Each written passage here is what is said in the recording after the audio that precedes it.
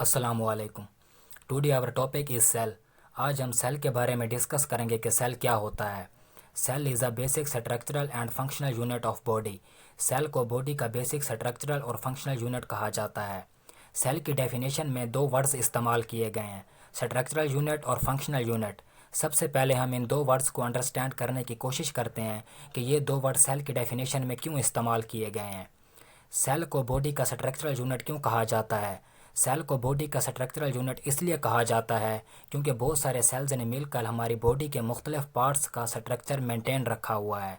जैसा कि skin cells ने आपस में मिलकर हमारी बॉडी की जितनी भी स्किन है उसका स्ट्रक्चर मेंटेन रखा हुआ है। यही वजह है कि सेल को बॉडी का स्ट्रक्चरल यूनिट कहा जाता है। अब हम सेकंड वर्ड की बात करते हैं जो कि डेफिनेशन में इस्तेमाल हुआ है, फंक्शनल यूनिट। सेल को बॉडी का फंक्शनल यूनिट क्यों कहा जाता है? सेल को बॉडी का फंक्शनल यूनिट इसलिए बोला जाता है क्योंकि सेल बॉडी में काफ़ी इंपॉर्टेंट फंक्शंस परफॉर्म कर रहा होता है, जैसा कि मटेरियल्स को एक जगह से दूसरी जगह ट्रांसपोर्ट करना वगैरह। और इसी तरह से हमारी बॉडी में जितने भी टिश्यूज़ पाए जाते हैं, जितने भी ऑर्गन्स पाए जाते हैं, जितने भी ऑर्गन सिस्टम्स पाए जाते हैं, वो तमाम सेल्स से मिलकर बने होते हैं। और हमारी बॉडी में पाए जाने वाले तमाम ऑर्गन्स एंड ऑर्गन सिस्टम्स हमारी बॉडी में स्पेसिफिक फंक्शंस परफॉर्म कर रहे होते हैं। क्योंकि ये तमाम organs and organ systems cells से मिलकर बने होते हैं, तो हम कह सकते हैं कि सेल ही हैं जो हमारी बॉडी में मुख्तलिफ फंक्शंस परफॉर्म कर रहे हैं। यही वजह है कि सेल को बॉडी का फंक्शनल यूनिट कहा जाता है। अब हम सेल के पार्ट्स और सेल के स्ट्रक्चर के बारे में डिस्कस करते हैं। सेल के मेन 3 पार्ट्स होते हैं, सेल मेम्ब्रेन, न्यूक्लियस और साइटोप्लाज्म। सेल मेम्ब्रेन क्या होती है? सेल के बाहर एक मेम्ब्रेन पाई जाती है जिसने सेल के तमाम मटेरियल को अपने अंदर कवर किया होता है, उसको सेल मेम्ब्रेन कहते हैं। जैसा कि एक एनिमल सेल की डायग्राम में आपको दिखाया गया है। सेल मेम्ब्रेन इंट्रासेलुलर मटेरियल को एक्स्ट्रा सेलुलर मटेरियल से सेपरेट करती है। सेल के अंदर जो मटेरियल पाया जाता है उसको इंट्रासेलुलर मटेरियल कहते हैं, और सेल के बाहर जो मटेरियल पाया जाता है उसको एक्स्ट्रा सेलुलर मटेरियल बोला जाता है। सेल मेम्ब्रेन फास्फोलिपिड्स की 2 लेयर्स और प्रोटीन से मिलकर बनी होती है। अब हम सेल के सेकंड पार्ट न्यूक्लियस के बारे में बात करते हैं। एनिमल सेल में न्यूक्लियस तकरीबन सेंटर में पाया जाता है, और न्यूक्लियस के गिर्द भी एक मेम्ब्रेन मौजूद होती है।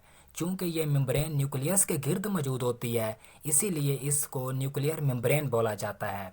न्यूक्लियस में डीएनए और न्यूक्लियोलस पाया जाता है। न्यूक्लियोलस आरएनए और प्रोटीन से मिलकर बना होता है और राइबोसोम की फॉर्मेशन में इन्वॉल्व होता है। अब हम सेल के थर्ड पार्ट साइटोप्लाज्म के बारे में डिस्कस करते हैं।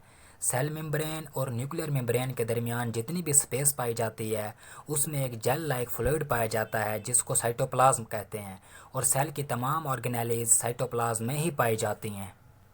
साइटोप्लाज्म में जो ऑर्गेनेलीज पाई जाती हैं उनके गिर्द भी मेम्ब्रेन्स मौजूद होती हैं।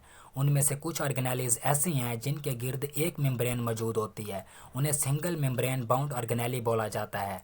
और उनमें से कुछ ऑर्गेनेलीज ऐसी हैं जिनके गिर्द 2 मेम्ब्रेन्स पाई जाती हैं, उन्हें डबल मेम्ब्रेन बाउंड ऑर्गेनेली बोला जाता है, जैसा कि माइटोकॉन्ड्रिया वगैरह। माइटोकॉन्ड्रिया सेल की एक बहुत ही इम्पोर्टेंट ऑर्गेनेली है क्योंकि ये बहुत ज़्यादा मिकदार में सेल को एटीपी की सूरत में एनर्जी प्रोवाइड करती है। यही वजह है कि इसे सेल का पावर हाउस भी कहा जाता है। और माइटोकॉन्ड्रिया को सेल्फ रेप्लिकेटिंग ऑर्गेनेली भी बोला जाता है क्योंकि इसके पास अपना डीएनए मौजूद होता है जिसको इस्तेमाल करके ये ज़रूरत के वक्त अपनी कॉपी तैयार कर लेता है। साइटोप्लाज्म में एक और ऑर्गेनेली एंडोप्लाज्मिक रेटिकुलम भी पाई जाती है जो कि ट्यूब्यूलर नेटवर्क की सूरत में डायग्राम में दिखाई गई है। एंडोप्लाज्मिक रेटिकुलम के 2 पार्ट्स होते हैं, रफ एंडोप्लाज्मिक रेटिकुलम और smooth endoplasmic reticulum. Endoplasmic reticulum का वो पार्ट जिसके साथ राइबोसोम्स अटैच होते हैं उसे रफ एंडोप्लाज्मिक रेटिकुलम बोला जाता है, और एंडोप्लाज्मिक रेटिकुलम का वो पार्ट जिसके साथ राइबोसोम्स अटैच नहीं होते हैं उसे स्मूथ एंडोप्लाज्मिक रेटिकुलम बोला जाता है। रफ एंडोप्लाज्मिक रेटिकुलम प्रोटीन की फॉर्मेशन में इन्वॉल्व होता है, और स्मूथ एंडोप्लाज्मिक रेटिकुलम दूसरे मटेरियल्स जैसा कि लिपिड्स और कार्बोहाइड्रेट्स वगैरह की फॉर्मेशन में इन्वॉल्व होता है। इसी तरह से साइटोप्लाज्म में एक और ऑर्गेनेली गोल्जी अपरेटस भी पाई जाती है। रफ एंडोप्लाज्मिक रेटिकुलम जो प्रोटीन बनाता है, गोल्जी अपरेटस उस प्रोटीन को हासिल करता है और उसे मज़ीद मॉडिफाई करता है और उसे गोल्जी वेसिकल की सूरत में साइटोप्लाज्म में रिलीज़ कर देता है, और फिर उस प्रोटीन की जहाँ ज़रूरत होती है वहाँ जाकर वो प्रोटीन इस्तेमाल होती है। इसी तरह से साइटोप्लाज्म में राइबोसोम्स भी पाए जाते हैं जो कि प्रोटीन की फॉर्मेशन में इन्वॉल्व होते हैं। इसी तरह से सेल के साइटोप्लाज्म में लाइसोसोम्स भी पाए जाते हैं जो कि फूड की डाइजेशन में इन्वॉल्व होते हैं।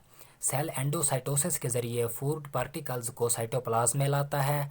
लाइसोसोम्स फूड वैक्यूल के साथ अटैच हो जाते हैं और उसमें एंजाइम्स रिलीज़ करते हैं।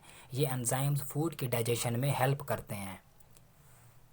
Lysosomes as a waste disposal system भी एक्ट करते हैं, यानी कि सेल के साइटोप्लाज्म में वो मटेरियल्स जिनकी सेल को ज़रूरत नहीं होती है, लाइसोसोम्स उनको भी डाइजेस्ट कर लेते हैं।